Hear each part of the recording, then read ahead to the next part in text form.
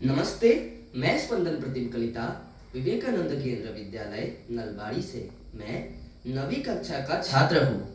आज मैं एक बहुत ही सुंदर सी कहानी सुनाने जा रहा हूँ। कहानी का शीर्षक है जीत का जुनून।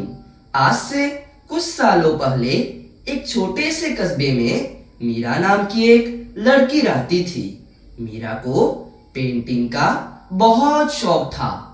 वह बहुत ही अच्छे अच्छे चित्र बनाती थी, लेकिन मीरा के घर की आर्थिक स्थिति बिल्कुल भी अच्छी नहीं थी। उसे काम चलाऊ उपकरणों से ही पेंटिंग का काम करना पड़ता था।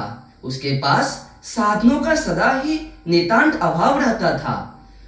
उसकी अवस्था को देखकर आसपास के लोग उस पर हंसते और उसे बोलते, अरे मीरा, ये पेंटिंग वेंटिंग तेरे बस की बात तो नहीं, ये सब छोड़ दे और इससे अच्छा घर के कुछ कामकाज सीख ले। लेकिन मीरा किसी की बात पर भी ध्यान नहीं देती और वे दृढ़ लक्ष्य से अपने काम पर लगी रहती। कुछ दिनों पश्चात उन लोगों के कस्बे में एक राज्य स्तरीय पेंटिंग प्रतियोगिता का ऐलान हुआ। मीरा ने भी अपना नाम प्रतियोगिता में दर्ज कर दिया। जब प्रतियोगिता का दिन आया तो मीरा प्रतियोगिता में गई। वहां जाकर उसने देखा कि अन्य सभी प्रतियोगियों के पास तो अच्छे अच्छे ब्रश, कीमती कैनवस और खूब सारे कलर थे, लेकिन मीरा के पास तो सिर्फ एक ही घिसे पिटा पुराना कैनवस और एक ही ब्रश और कुछ पुराने कलर ही थे।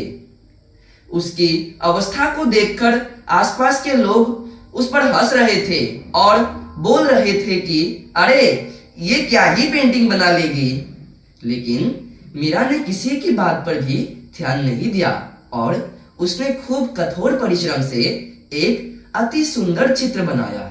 उस चित्र में एक माँ खेतों पर काम कर रही थी। पास में उसके बच्चे खेल रहे थे और ऊपर मौजूद आसमान सपनों के नीले समुद्र की तरह लहरा रहा था।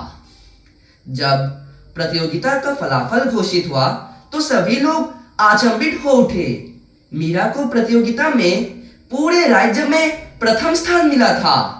यह बात सुनते ही मानो मीरा के आंखों से अश्रुओं की तीव्र धारा प्रवाहित होने लगी और वो मानो खुशी से पागल हो गई। जब मीरा पुरस्कार लेने मंच पर उतरी तब वह बोली, सफलता के लिए साधन नहीं, संकल्प और जुनून चाहिए। जब मन सच्चा हो तथा लक्ष्य दृढ़ हो तब रंग खुद ब खुद राह बना लेते हैं। उसी दिन से मीरा पूरे कस्बे की प्रेरणा बन जाती है। इस कहानी से हमें यही सीख मिलती है कि सफलता के लिए आवश्यक है कोशिश करने का जुनून। लहरों से डरकर नौका पार नहीं होती, कोशिश करने वालों की कभी हार नहीं होती। धन्यवाद।